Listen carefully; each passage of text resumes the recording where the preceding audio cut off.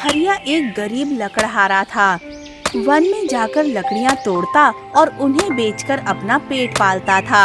हरिया अकेला था, इस कारण से उसे खुद ही घर के सारे काम करने पड़ते थे। एक दिन उसके पड़ोस में रहने वाली काकी उससे कहती हैं, अरे हरिया, कब तक ऐसे अकेले ही घर के सारे काम करते रहेगा?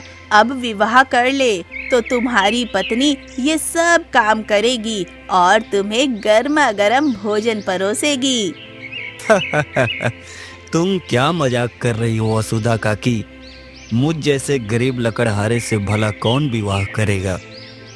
अरे ऐसा मत कहो, तुम गरीब हो पर तुम्हारा स्वभाव कितना अच्छा है।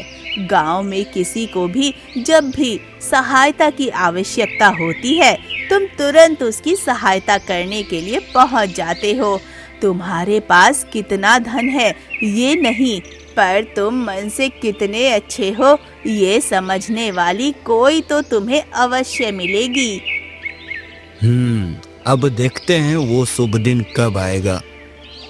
आएगा आएगा, जल्दी ही आएगा। वसुधा काकी को हरिया से स्नेह था, इसलिए वो उसके लिए हमेशा अच्छा सोचती थी। उसे हरिया का ऐसे अकेला रहना अच्छा नहीं लगता था। ऐसे ही एक दिन हरिया रोज की तरह वन में लकड़ी तोड़ने गया हुआ था। तभी उसे किसी के रोने की आवाज आने लगती है। वो आवाज सुनकर, अरे, इस घने वन में ऐसे रोने की आवाज किसकी आ रही है? कहीं कोई समस्या में तो नहीं है? चलो जाकर देखता हूँ। हरिया कौन रो रहा है ये देखने के लिए आगे जाने लगता है। कुछ दूर जाने के बाद वो देखता है कि एक पेड़ के नीचे घुटनों में मुंह छुपाकर एक लड़की रो रही है। हरिया उसके पास जाता है और, क्या हुआ? तुम रो क्यों रही हो? हरिया की आवाज सुनकर वो लड़की ऊपर देखती है। एक सुंदर लड़की वहाँ पर बैठकर रो रही थी। क्या हुआ? कौन हो तुम? और ऐसे यहाँ बैठकर क्यों रो रही हो? मैं कनिका हूँ। पर तुम यहाँ ऐसे कैसे पहुँच गई? और रो क्यों रही हो? मेरे पिताजी कपड़े के व्यापारी थे। इस बार उन्हें दूसरे गांव में कपड़े पहुंचाने के लिए बहुत बड़ी मांग आई थी। पिताजी ने हम सब से कहा कि हर बार अकेले ही व्यापार के लिए प्रवास पर जाता हूँ। इस बार तुम सब मेरे साथ चलो। हम सब का दूसरे गांव जाकर घूमना हो जाएगा। इसलिए हम सब बैलगाड़ी में बैठकर जा रहे थे। पहाड़ी से जाते समय बैलगाड़ी एक पत्थर से टकरा गई और हिचकोले खाते हुए खाई में गिर गई। सब खाई में गिर गए।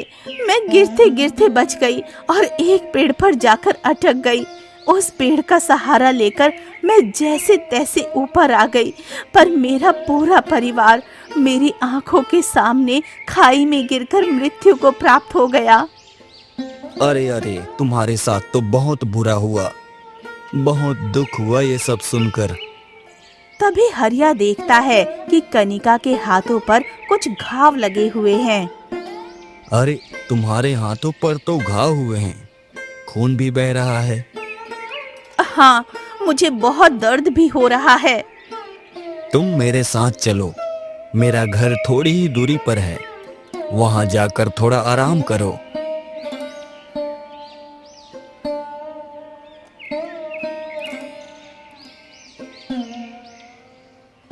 हरिया कनिका को अपने घर लेकर आता है। वसुधा काकी भी कनिका को देखने आती हैं। हरिया, ये कौन है बेटा? काकी, ये कनिका है, वन में अकेली बैठी हुई थी। इसके साथ बहुत बुरा हुआ है काकी। और देखो ना, इसके शरीर पर कितने घाव हैं। हाँ, देखा। आओ बेटा, मैं तुम्हें औषधि लगा देती हूँ। वसुधा काकी कनिका के घावों पर औषधि का लेप लगा देती हैं। तभी हरिया कनिका के लिए पानी और खाना लेकर आता है। कनिका, ये लो, तुम कल रात से ही भूखी होगी ना, थोड़ा भोजन कर लो, तुम्हें अच्छा लगेगा। आपका बहुत बहुत आभार काकी। आपका ये स्नेह देखकर मुझे मेरी माँ की याद आ रही है। मुझे अपनी माँ ही समझना बेटी, पर हरिया, तुमने कहा कि इसके साथ बहुत बुरा हुआ है। क्या हुआ है कनिका के साथ? काकी, क्या कहूँ अब, इस पर जो बीती है वो किसी दुश्मन के साथ भी ना हो। फिर हरिया वसुधा काकी को कनिका के साथ जो कुछ भी हुआ था वो सब बता देता है। सच कहा है तुमने हरिया, कनिका के साथ जो हुआ वो किसी शत्रु के साथ भी नहीं होना चाहिए। कनिका फिर अपने परिवार को याद करके रोने लगती है। रो मत बेटी, अब जो हुआ वो तो हम बदल नहीं सकते। अब तुम्हें हिम्मत से काम लेना होगा और अपने आगे के जीवन के विषय में सोचना होगा। हाँ, तुम अब चिंता मत करो, जब तक तुम पूरी तरह से ठीक नहीं हो जाती तब तक यहीं रहना। वसुधा काकी तो है ही तुम्हारा ख्याल रखने के लिए। हाँ हाँ, तुम बिल्कुल भी संकोच मत करो बेटी, मैं यहीं पास में रहती हूँ। तुम्हें कुछ भी विचार करने की आवश्यकता नहीं है।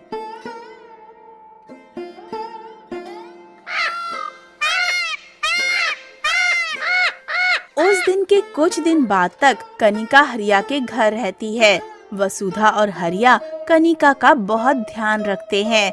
कनिका अब पूरी तरह से ठीक हो जाती है और उसका परिवार को खोने का दुख भी थोड़ा कम हो जाता है। ऐसे ही एक दिन गांव में रहने वाला बनवारी हरिया के घर कनिका को देख लेता है। इतनी सुंदर लड़की को हरिया के घर देखकर वो बहुत आश्चर्य में पड़ जाता है। वो अपनी पत्नी से बोलता है, बिंदिया, अरे बिंदिया, तुम्हें पता है उस लकड़हारे हरिया के घर में एक सुंदर लड़की आई है। क्या हरिया के घर लड़की होगी? कोई उसके परिवार वाली? नहीं, हम इतने सालों से उसे देख रहे हैं, वो तो अनाथ है। बचपन में ही उसके माता पिता का स्वर्गवास हो गया था, तब से वसुधा काकी ने उसका ख्याल रखा है। इतने सालों में कभी उसका दूर का कोई रिश्तेदार भी उसे मिलने नहीं आया है। अच्छा ऐसा है, तो लड़की कौन हो सकती है भला? कहीं उसका कोई चक्कर तो नहीं होगा ना? अब ये तो हरिया ही बता सकता है। बनवारी हरिया के घर में एक सुंदर लड़की है, ये बात बिंदिया को बता देता है और बिंदिया के पेट में ये बात नहीं रुकती।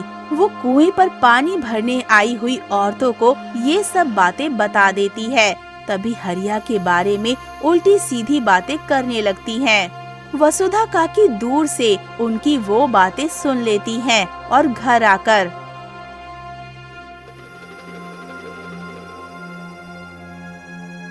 हरिया, अब गांव वालों को कनिका के बारे में पता चल गया है।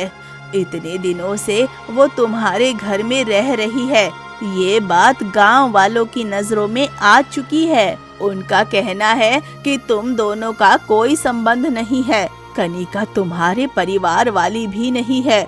ऐसे में तुम दोनों का एक साथ रहना गांव वालों को ठीक नहीं लग रहा है। पर काकी, कनिका की मजबूरी थी, इसलिए वो यहाँ रह रही है। इसमें गांव वालों को क्या आपत्ति हो सकती है? बेटा, हमारा गांव बहुत छोटा है। यहाँ किसी के घर में कुछ भी हो तुरंत सबको पता चल जाता है।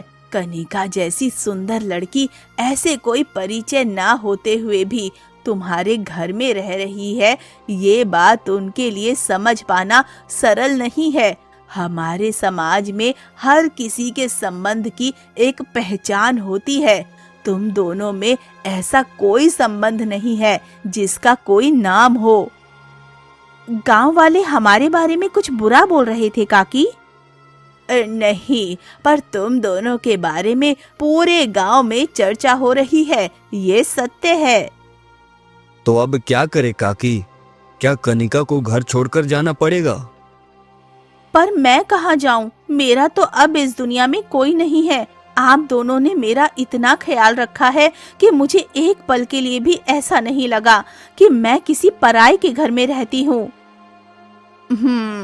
ऐसी बात है तो मेरे पास एक उपाय है जिससे कनिका को घर छोड़कर जाना भी नहीं पड़ेगा और गांव वालों की चर्चाएं भी बंद हो जाएंगी। ऐसा क्या उपाय है काकी? तुम दोनों विवाह कर लो। एक बार तुम दोनों का विवाह हो गया तो सब के मुंह बंद हो जाएंगे। क्या विवाह? पर काकी, कनिका जैसी सुंदर लड़की को तो कितना अच्छा वर मिल सकता है। वो मुझ जैसे गरीब के साथ विवाह क्यों करेगी? मैं उसे क्या सुख दे पाऊंगा काकी? इस स्थिति में तो मुझे बस एक यही उपाय दिख रहा है। अब तुम दोनों मिलकर ये निर्णय लो कि तुम्हें क्या करना है। वसुधा काकी इतना कहकर चली जाती हैं। हरिया और कनिका एक दूसरे को देखने लगते हैं। हरिया को समझ नहीं आ रहा था कि अब वो क्या कहे। उसे कनिका के साथ विवाह करने में कोई समस्या नहीं थी, पर उसे ऐसा लग रहा था कि वो कनिका के लिए योग्य नहीं है। कनिका उसकी दुविधा समझ रही थी। समझ रही हूँ कि आपके मन में क्या चल रहा है। सच कहूँ तो मुझे इस विवाह से कोई आपत्ति नहीं है। अब मेरा इस दुनिया में कोई नहीं है। आपने और वसुधा काकी ने मेरे लिए जो किया है वो तो कोई परिवार वाला भी कदाचित नहीं कर सकता। आप ये विचार मत कीजिए कि आप मेरे लिए योग्य नहीं हैं। आप जैसे सज्जन व्यक्ति के साथ विवाह होना ये तो मेरे लिए भाग्य की बात है। तुम सच में मेरे साथ विवाह करोगी? हाँ, ये घर अब मुझे अपना लगने लगा है। मैं आपके साथ विवाह करना चाहती हूँ। हरिया को कनिका की बात सुनकर बहुत खुशी होती है। दोनों मिलकर वसुधा काकी को ये खुशखबरी दे देते हैं। कुछ दिनों के बाद दोनों का विवाह हो जाता है। पूरे गांव में अब ये चर्चा होने लगती है कि गरीब हरिया को इतनी सुंदर लड़की पत्नी के रूप में मिल गई है। कुछ दिन बीत जाते हैं। हरिया बहुत मेहनत करके लकड़ियां बेचता था, पर उसे उचित धन की प्राप्ति नहीं हो रही थी। एक दिन, कनिका, तुमने मुझसे विवाह तो कर लिया है, पर मैं तुम्हें वो सारे सुख नहीं दे पा रहा हूँ जो देना कर्तव्य होता है। मैं तुम्हें अच्छे कपड़े, गहने, एक बड़ा घर देना चाहता हूँ, पर मेरे भाग्य में कदाचित धनवान बनना लिखा ही नहीं है। इतनी मेहनत और श्रम करने के बाद भी मैं तुम्हें 2 समय के भोजन के सिवा कुछ नहीं दे पा रहा हूँ। आप ऐसा विचार क्यों कर रहे हैं? मैंने कभी आपसे कहा है कि मुझे समस्या हो रही है? आप मुझसे प्रेम करते हैं, मेरा आदर करते हैं। गांव में भी सब आपके विषय में अच्छी बातें करते हैं। आप कितने सज्जन हैं और कैसे सबकी सहायता करते हैं, ये मुझे पता है। मुझे धन लोभ नहीं है और आपको इस विषय में चिंता करने की आवश्यकता नहीं है।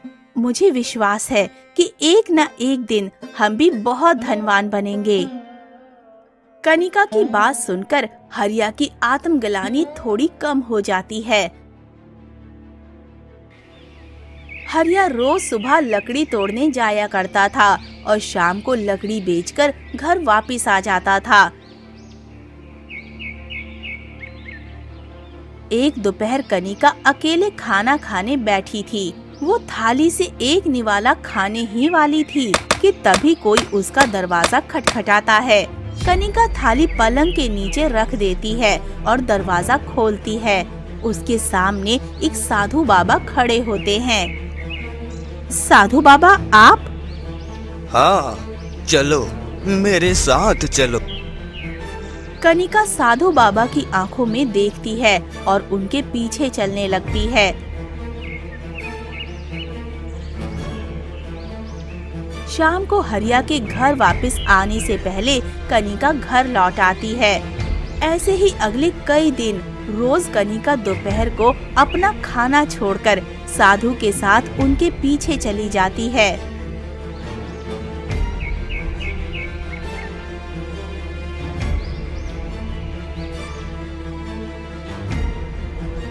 एक रात जब दोनों पलंग पर सो रहे थे तब पलंग के नीचे से प्रकाश आने लगता है।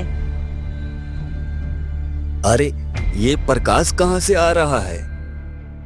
हरिया देखता है कि पलंग के नीचे से प्रकाश आ रहा है। हरिया नीचे आता है और देखता है तो पलंग के नीचे कई प्रकार के हीरे, सोने के सिक्के और बहुत सारे रत्न पड़े हुए थे। ये देखकर हरिया बहुत आश्चर्य में पड़ जाता है। ये क्या, हमारे घर में ये खजाना अचानक कहाँ से आ गया? कनिका, देखो तो। ये सब आपके श्रम और अच्छे कर्मों का फल है।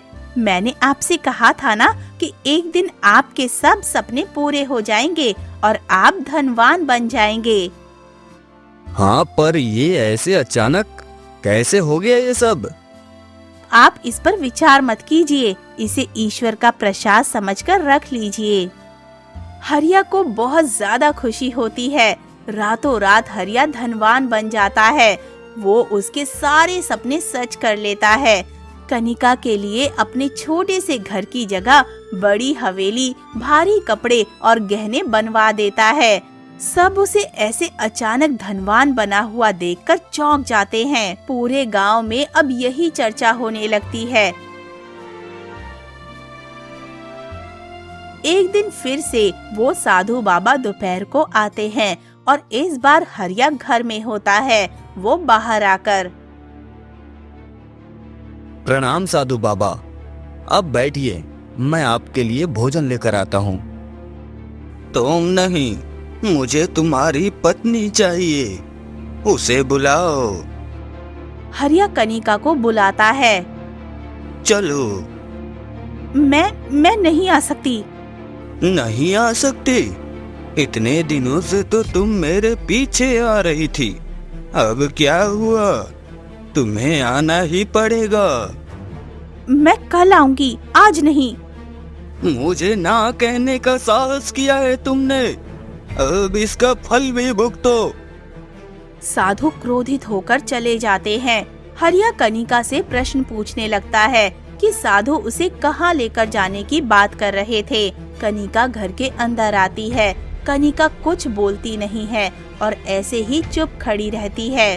तभी अचानक उनकी नई हवेली गायब हो जाती है और वो दोनों अपने उसी पुराने घर में आ जाते हैं। उनके कपड़े भी पहले की ही तरह हो जाते हैं। अब हरिया के मन में बहुत ज्यादा प्रश्न उठने लगते हैं। बताओ कनिका, ये सब क्या है? हमारी हवेली कहाँ गई? हम अचानक से धनवान बन गए थे और अब फिर गरीब हो गए हैं। वो साधु तुम्हारे साथ कहीं जाने की बात कर रहे थे। जब मैं घर पर नहीं होता था, अब तुम कहाँ जाती थी उनके साथ? ये सब क्या है कनिका? मुझे सब सच सच बताओ। कनिका एक लंबी सांस लेती है और कहती है, अब समय आ गया है कि मुझे सब सच बताना ही पड़ेगा। मैं कोई मनुष्य नहीं, अपितु एक नाग कन्या हूँ। मैं अपने एक हेतु को साध्य करने के लिए नागलोक से यहाँ पृथ्वी पर आई हूँ। क्या तुम एक नाग कन्या अर्थात नागिन हो? हाँ, हमारे नागलोक का एक दिव्य मणि जिसके बिना नागलोक असुरक्षित है, उसे किसी ने चुराया है। साधु बाबा से हमें पता चला कि वो नागमणि पृथ्वी पर है और उसी नागमणि को लेने मैं यहाँ आई हूँ। परंतु तुम नागिन होकर तुमने मुझसे विवाह कैसे किया? मुझ में कई शक्तियाँ हैं। मैं जब यहाँ आई तब मुझे रहने के लिए एक घर की आवश्यकता थी, क्योंकि यहाँ के वातावरण में मेरा नागिन के रूप में रह पाना संभव नहीं था। इसलिए मैंने एक सुंदर लड़की का रूप ले लिया। उस दिन तुम मुझे वन में मिल गए और मुझे यहाँ लेकर आए। हमारी विवाह के बाद साधु बाबा मुझसे मिलने आए और उन्होंने बताया कि मुझे एक साधना करनी होगी जिससे मैं जल्दी उस नागमणि तक पहुँच सकती हूँ। रोज दोपहर को साधु बाबा आते थे और अपने भोजन की थाली पलंग के नीचे रखकर मैं चली जाती थी। मेरी उस साधना के प्रतिफल से उस भोजन का खजाने में रूपांतरण हो गया था। पर आज मैं साधु बाबा के साथ नहीं गई, इसलिए उनके क्रोध से वो सब चला गया। मुझे क्षमा करना। मुझे ये रहस्य तुम्हें पहले ही बता देना चाहिए था, पर मुझे भय था कि कहीं तुम ये सत्य पता चलने पर मुझे खुद से दूर न कर दो, इसलिए मैंने तुम्हें ये सच बताने का साहस नहीं कर पाई। ये सब तो बहुत अविश्वसनीय है। हाँ, अविश्वसनीय है, परंतु ये सब सत्य है। हमारी साधना लगभग पूर्ण होने आई है और साधु बाबा के माध्यम से ये पता चल गया है कि वो नागमणि एक तांत्रिक के पास है। वो तांत्रिक नागमणि की शक्तियाँ प्राप्त करके इस विश्व पर राज करना चाहता है, जो अनुचित है। नागमणि का नागलोक में होना ही आवश्यक है, नहीं तो नागलोक नष्ट हो जाएगा। ऐसी बात है तो मैं भी तुम्हारी सहायता करूंगा। चलो मेरे साथ, हम दोनों साधु बाबा के पास चलकर उस तांत्रिक का पता लगाते हैं। तो मुझ पर क्रोधित नहीं, ये देखकर मुझे बहुत प्रसन्नता हो रही है। तुम मेरी पत्नी हो, अब जब तुमने मुझे सब सत्य बता दिया है तो क्रोधित होने का कोई कारण ही नहीं है। फिर हरिया और कनिका दोनों मिलकर उस साधु के पास आते हैं। कनिका साधु को बताती है कि हरिया को सब सत्य पता चल गया है और अब वो उसकी सहायता करना चाहता है। तुम्हारा पति तुम्हारी सहायता कर रहा है, ये देखकर मैं भी प्रसन्न हूँ। पर हरिया, उस तांत्रिक का सामना करने के लिए तुम्हें विशेष शक्तियों की आवश्यकता होगी। वो तांत्रिक साधारण नहीं है और उसने वो मणि कहाँ छुपाई है ये अभी तक हमें ज्ञात नहीं हुआ है। वो मणि उसने अवश्य ऐसे स्थान पर छुपाई होगी जहाँ पर पहुँचना सरल नहीं होगा। आप मेरा मार्गदर्शन करें साधु बाबा। मेरी पत्नी की सहायता करने के लिए मैं कहीं भी जाने के लिए तैयार हूँ। ठीक है, इस वन के दूसरे दिशा में एक गुफा में वो तांत्रिक रहता है। तुम्हें उससे उस मणि का पता पूछकर उस मणि को प्राप्त करना होगा। ठीक है साधु बाबा। हरिया, अपनी आंखें बंद करके खड़े हो जाओ। मैं तुम्हें कुछ दिव्य शक्तियाँ प्रदान करता हूँ, जिससे तुम्हें उस तांत्रिक से उस मणि का स्थान पता करने में सहायता होगी। हरिया आंखें बंद करके खड़ा हो जाता है। साधु बाबा अपने हाथ हवा में उठाकर कुछ मंत्र बोलते हैं और रोशनी की किरणें हरिया के शरीर में चली जाती हैं। अब तुम्हें वो शक्तियाँ मिल गई है। तुम अब आसानी से उस तांत्रिक का सामना कर सकते हो।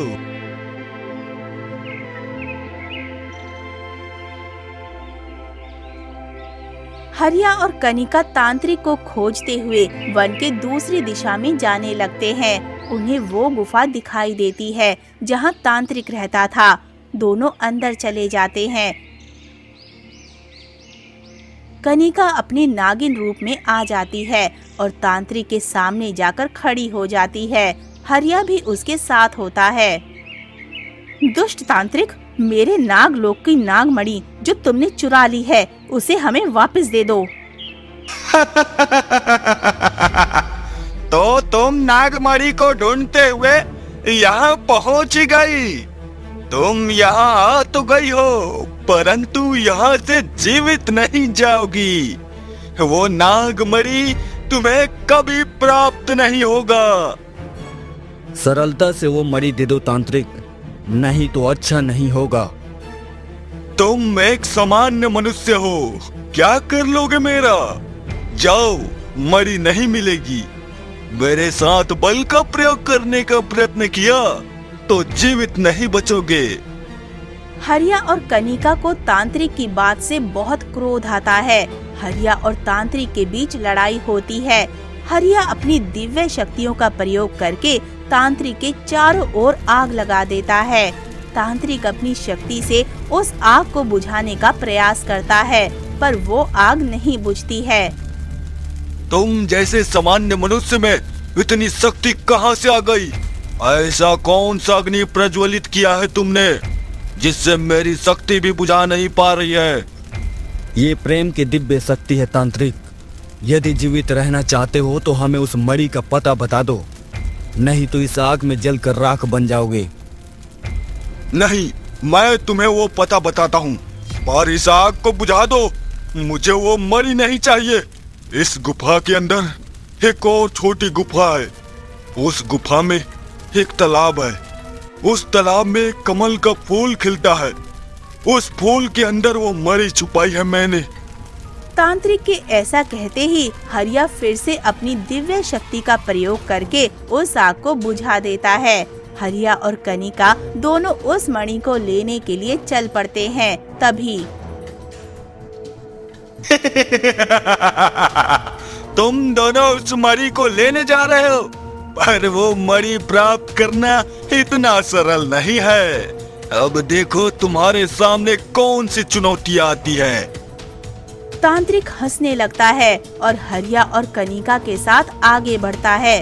उस गुफा के अंदर एक और अंधेरी गुफा थी। उस गुफा में कनिका और हरिया को कुछ दिखाई नहीं दे रहा था। यहाँ कितना अंधेरा है, कुछ दिखाई नहीं दे रहा है।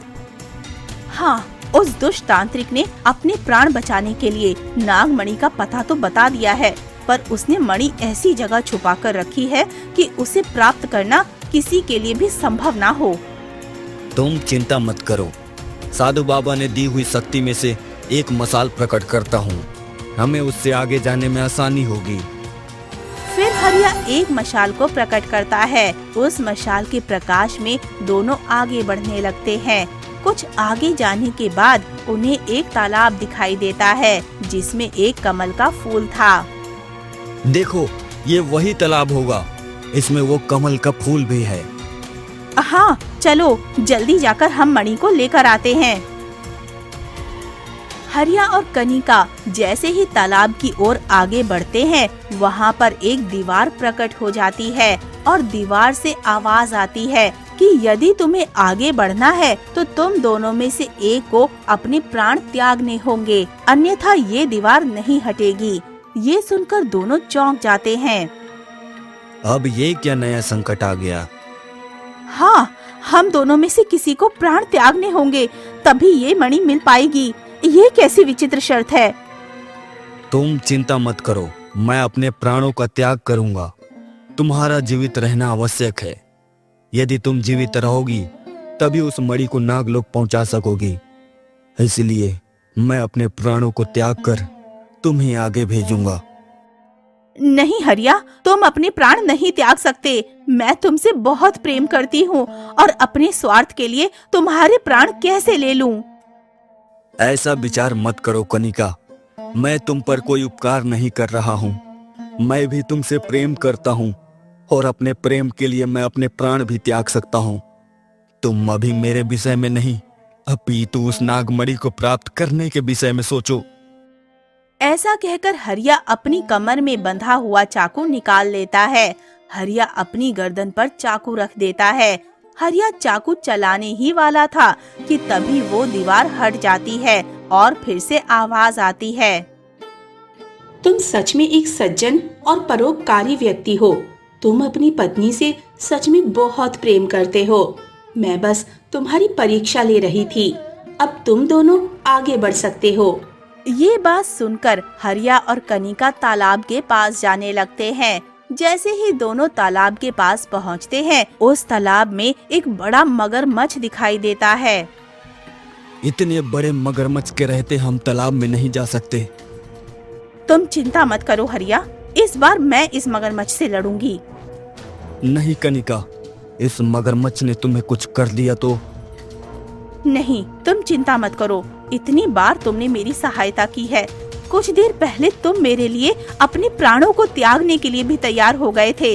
अब समय आया है कि मैं तुम्हारी सहायता करूं। मैं इस मगरमच्छ को उलझाती हूँ, तब तक तुम उस फूल को तोड़कर ले आना। ऐसा कहकर कनिका अपना आकार इतना बड़ा कर लेती है कि उसके सामने वो मगरमच्छ छोटा सा लगने लगता है। मगरमच्छ कनिका के नागिन रूप को देखने लगता है। तब तक हरिया तालाब के पानी में उतर जाता है।